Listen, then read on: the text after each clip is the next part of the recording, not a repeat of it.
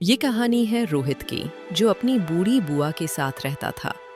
रोहित बुआ और अपना पेट पालने के लिए काम की खोज में निकला, तो उसकी मुलाकात विभूति से हुई, जो बहुत ही चालाक था। उसने रोहित को फंसाकर कुएं में फेंक दिया। क्या रोहित अपनी जान बचा पाएगा, या उसकी बुआ उसका इंतजार ही करती रहेगी? जानने के लिए ये वीडियो अंत तक देखें। रोहित के पास एक विधवा बुआ के अलावा और कोई नहीं है। घर में बस वही दोनों रहते हैं। बुआ थोड़ी बहुत सब्जी लाकर किसी तरह दोनों का गुजारा करती हैं। रोहित भी बहुत मेहनत करता है, लेकिन उसे कोई काम नहीं मिलता।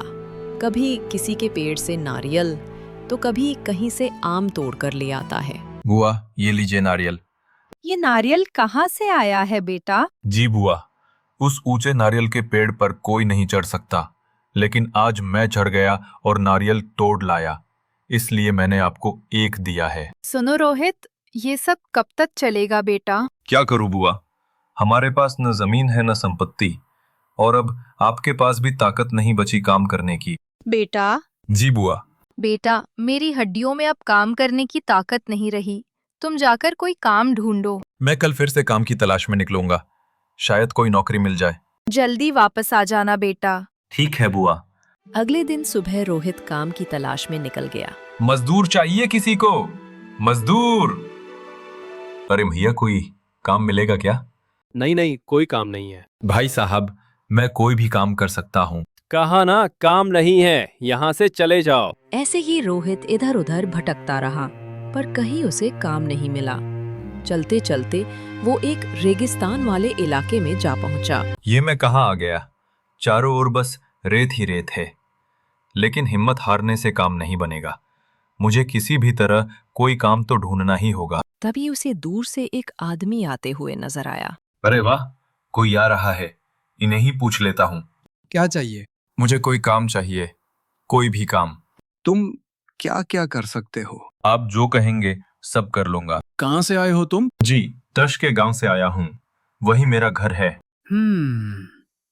अच्छा, मैं सोच रहा हूँ तुम्हें काम पर रख लूं।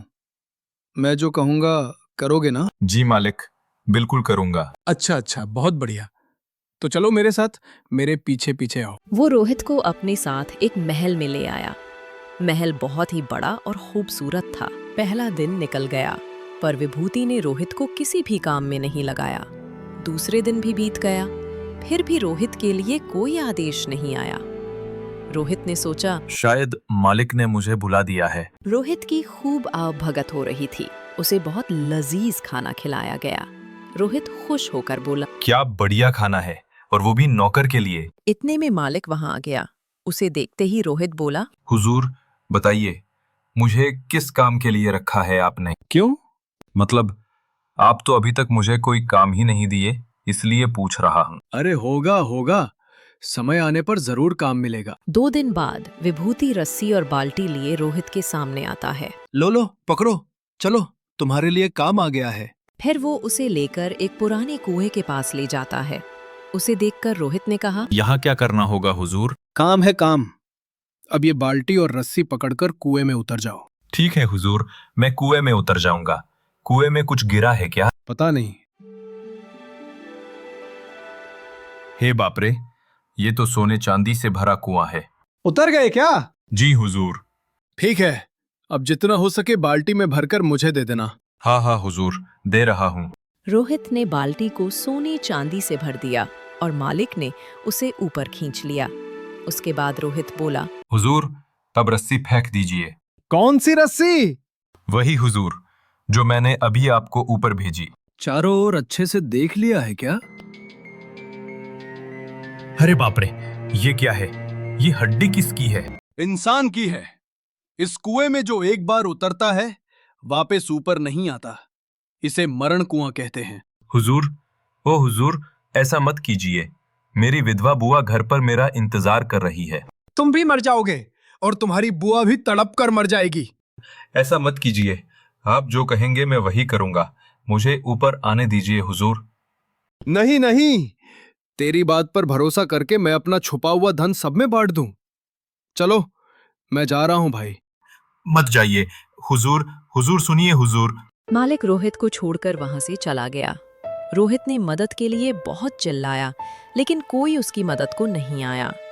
आखिर में उसने खुद को हौसला दिया और बोला, नहीं नहीं नहीं, मुझे ऊपर आना ही होगा, चाहे जो भी करना पड़े। रोहित, बस अपने बारे में सोच और याद कर कि तू कैसे ऊंचे नारियल के पेड़ पर चढ़ता था। याद कर रोहित, डर किस बात का है? हिम्मत कर।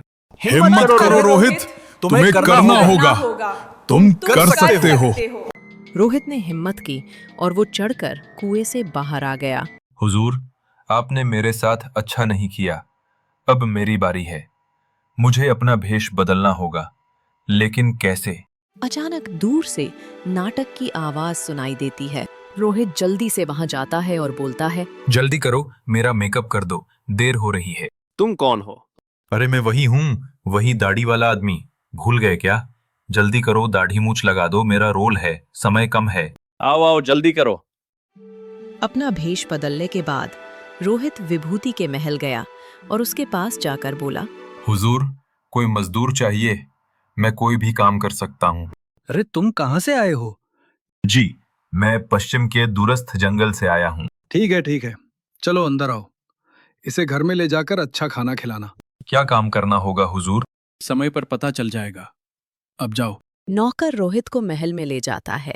विभूति खुश होकर बोला, दिन अभी खत्म भी नहीं हुआ था कि एक और आदमी आ पहुंचा। एक दिन फिर रोहित को बुलाया गया। विभूति फिर से रस्सी और बाल्टी लेकर आया और रोहित को उसी कुएं के पास ले गया और बोला, तुम्हें बाल्टी से इस कुएं के अंदर जाना होगा। इस बार रोहित अपने दिमाग से निर्णय लेने लगा। नहीं नहीं हुजूर, इस रस्सी को पकड़कर नीचे उतरने से टूट सकती है और मैं गिर जाऊंगा। क्या बात है, इतनी चिंता क्यों? मैं कह रहा हूँ ये रस्सी मजबूत है, टूटेगी नहीं। नहीं हुजूर, मुझे डर लग रहा है। अरे कितने लोगों ने ये रस्सी पकड़कर नीचे उतरते देखा है। मुझे समझ नहीं आ रहा हुजूर। आप पहले बाल्टी लेकर खुद एक बार उतर कर दिखा दीजिए, फिर मैं खुद ही नीचे उतर जाऊंगा। ओह अच्छा, ठीक है, मैं पहले दिखा देता हूँ, उसके बाद तुम उतरना। इसके बाद विभूति नीचे कुएं में चला जाता है। उतरे क्या हुजूर? हाँ, अब ऊपर खींचो। नहीं नहीं, पहले बाल्टी में भरकर धन रत्न ऊपर भेजिए हुजूर। ये सब तुम क्या बोल रहे हो? हाँ, मैं सही कह रहा हूँ। आप लोगों को ऐसे कुएं में उतार देते हैं और कभी ऊपर नहीं लाते, वो नीचे ही मर जाते हैं। मैं ये बात जानता हूँ। अब जल्दी करो, बाल्टी भरकर ऊपर भेज दो। तुम ये सब कैसे जानते हो? कौन हो तुम? फिर रोहित अपना भेष बदलता है, जिसे देखकर विभूति हैरान हो जाता है। रोहित बोला, मैं वही हूं जिसे तुमने मरने के लिए छोड़ दिया था। अब जल्दी से बाल्टी ऊपर भेजो। हाँ, दे रहा हूँ। पहले तुम मुझे खींचो, उसके बाद तुम ले लेना। नहीं, पहले सोने चांदी की बाल्टी ऊपर भेजो। विभूति बाल्टी भरकर धन रत्न ऊपर फेंक देता है। अरे मुझे ऊपर खींचो, मुझे ऊपर निकालो। ऐसा कैसा हो सकता है? तो वहीं पड़े पड़े मर जाओ, यही तुम्हारी सजा है, समझे? मैं जा रहा हूं। उसके बाद रोहित वो धनरत्न लेकर बुआ के पास जाने से पहले शहर के पुरातत्व विभाग को ये गुप्त धन बता देता है। अधिकारी आते हैं, विभूति को पकड़ते हैं और उस धन रत्न को जनहित में इस्तेमाल कर देते हैं। रोहित खजाना लेकर अपनी बुआ के पास वापस आ जाता है। बुआ काम कर रही होती है। रोहित बोला, बुआ, अब आपको काम करने की जरूरत नहीं पड़ेगी। देखिए मैं क्या लेकर आया हूँ। बेटा, ये कहाँ से आया है? बुआ, ये बहुत लंबी कहानी है, इसे मैं आपको बाद में बताऊंगा। अभी मुझे बहुत भूख लगी है, जल्दी से कुछ खिला दीजिए। ठीक है, अंदर चलो, खाना खाते हैं मिलकर। जी बुआ, अब हमारी परेशानियों के दिन खत्म हो गए हैं। इसके बाद रोहित अपनी एक दुकान खोल लेता है और अपनी बुआ के साथ सुकून से जिंदगी गुजारता है। दोस्तों, ये कहानी आपको कैसी लगी? हमें कमेंट करके जरूर बताएं। और हाँ, हमने देखा है कि आप वीडियो को रोशनी के गुपचुप और चाट की तरह देख तो लेते हो, लेकिन चैनल को सब्सक्राइब नहीं करते। तो जाते जाते हमारे चैनल को सब्सक्राइब करना बिल्कुल मत भूलना, ताकि हम आपके लिए और भी ऐसी अनोखी और दिलचस्प वीडियो लाते रहें।